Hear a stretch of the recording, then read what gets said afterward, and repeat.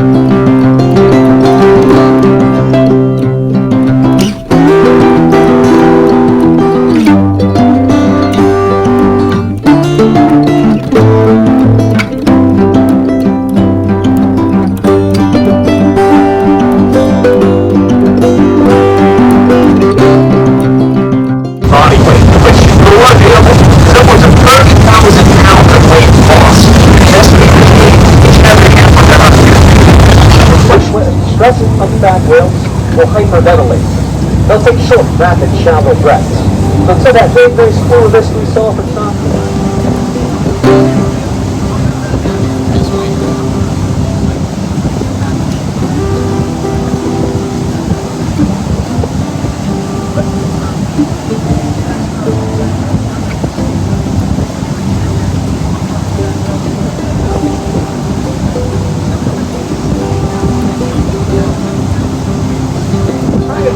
That's on the wall right here. Once over just those basic rules real quick, so you understand that why we behave the way we did around that whale? Why we do something so close to it that you could have jumped off the boat and landed on a whale? That's rule number one. You're not allowed to reach any wildlife out here closer than 100 yards. This ball field we had to stay away. That's just about as close as we got to that whale. You might actually get inside that boundary on that viewing machine right there in front of us, headed straight at us. So, pretty cool. You don't get that close to the whale at all. We don't really interfere when that happens. Next, no more than 30 minutes of the whale or the whale's is their time. It exists without us around watching. We'll never cut a whale off. We'll never get to feed a whale shore. Inside their mouths for them to eat. Once they've got that big mouthful of food and water, they just partially close their mouths, kind of dropping their baleen down between the water in their mouths and the water of the ocean. At which point, they'll push forward their 1,000-pound tongues, literally a ton tongue. Push all that water out through the baleen, trap the food on the inside, at which point they take a gulp, and they've got themselves a bite to eat. Typically, whales will do that 2 to 3 times on a single dive. After that point, they run out of oxygen. It takes a lot of energy to do this eating behavior, at which point they need to come back up for us to see, grab a little bit of air. Quick note about this baleen, it's made of a molecule called keratin, same stuff as your fingernails, hair, outermost layer of skin. It was actually a driving force for why they were hunted back when they were. Believe it or not, this is a weird bit of history. In 1800, tons and tons of this baleen was consumed in the fashion industry, the making of whale baleen for sets, and weirdly enough, that was a huge moneymaker for the whaling industry.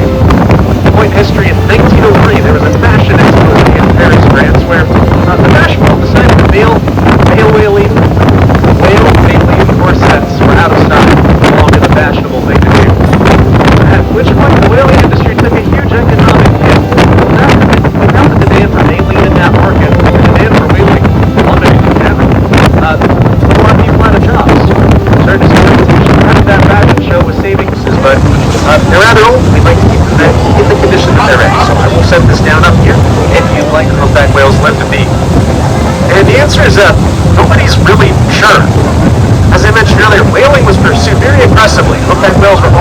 States. Until the 70s, with the advent of the Marine Mammal Protection Act, whaling was outlawed internationally. And that was kind of the point in history where research on whales from a scientific perspective really started. All of our literature on this is dated just to the 70s. So most of the whales we have alive today are younger whales. They were born during or after the 70s. So at this point in history, nobody has watched the humpback whale from birth to its natural death. We've, however, recently figured out a way to age whales after they've died. Inside each whale's ear, there's a plug of wax. And each time they make a migration from here to Hawaii, something about the change in water temperature, salinity of the water, causes that wax to change color a little bit throughout the course of the migration. So once a whale has died, you can take out that wax plug, cut it open, and count the color changes, like you would rings on a tree, to get a good solid estimate of how many migrations that whale has made. And since they typically make 2 migrations a year, you can figure out how old the whale is. The oldest humpback they've ever aged using that method is 96 years old. Unfortunately, that whale is killed by a ship strike over in Glacier Bay, just to the west of us. And so that kind of robs us of context for this information. We don't know if that whale was an old whale when it died, or a young whale, or a middle-aged whale. We just don't have any frame of reference for this knowledge. All it tells us is that our whales can live to be at least as old as you or I could. But people have a sneaking suspicion they probably get to be a good bit older. They're close relatives to the north, both whales live under the ice sheets in the Arctic, breaking through with giant bony knobs on their head. They've aged those guys using similar methods, living as long as 300 to 330 years of age. Our humpback whales could be a very long-lived species, but it's something that the verdict's still kind of out on. We're going to have to wait and see. But one way or another, I guess the simple answer is they can get to be at least as old as you or I could. Alright, so we're approaching Conklin Island. Here in a little bit, we're going to be slowing down to make our entry into Auke Bay, where we left from this morning. It's considered impolite to drag these big waves that we kick off as we're moving with us into harbor, so we'll be slowing down to kind of break our way, pretty good neighbors. Then I'll come back on deck and do a little bit of goodbye, I guess. But for now, if you got any questions, I'm here, flag me down.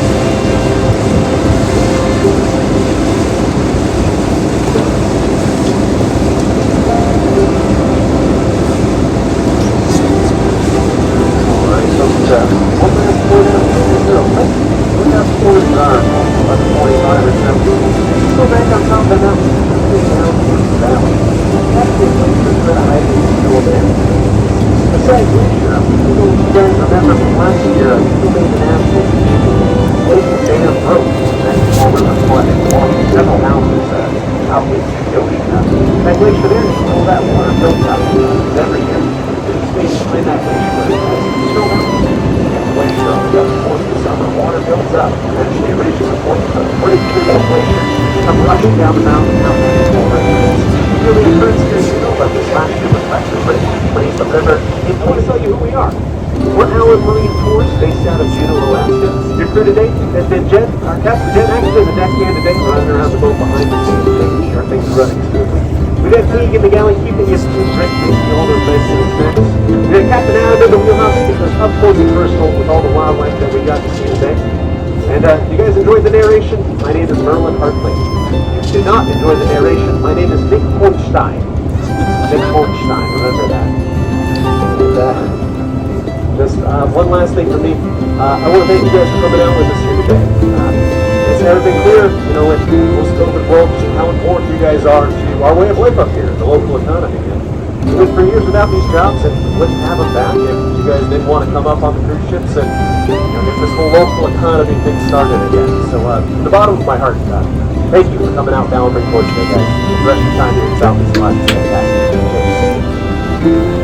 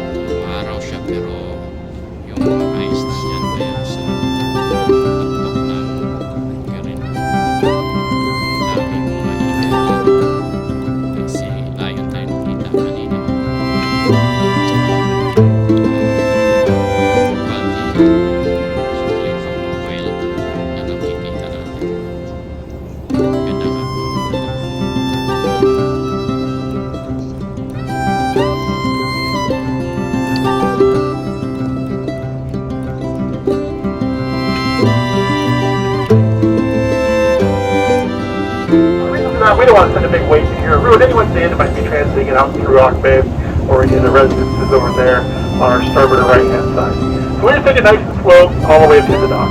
But I do want to take this time to thank you all very much for coming out with us, and really thank you for making this trip a possibility. Without you, we wouldn't be able to go out and do what we love to do every single day. And of course, what that is taking folks out just like yourselves all over to see the beauty of Southeast Alaska and hang out with all the wildlife we got to see today and see all the beautiful scenery that we were able to see today. So thank you so much for making that a possibility for every one of us on board today. I'd also like to take this time to thank the crew. They do an outstanding job. They come in hours before each trip, and they'll stay hours after we get back to the dock today to ensure that the St. John is in ship-shape condition for each and every one of our trips. I know they work extremely hard down there, and I most certainly could not do my job without them. So I know I appreciate the crew. If you appreciate them too, please feel free to show that on your way out. Speaking of on your way out, when we do get tied up and secured to the dock, the crew will let you know and safe to disembark. At that time, please feel free to slowly and safely step off of the vessel and make your way on up that ramp where your coaches, as you can see right now, are currently waiting for you.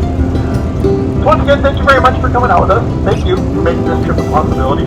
Thank you for choosing Alan Marine Tours. And of course, safe travels to you all on the rest of your journey. Thank you so much.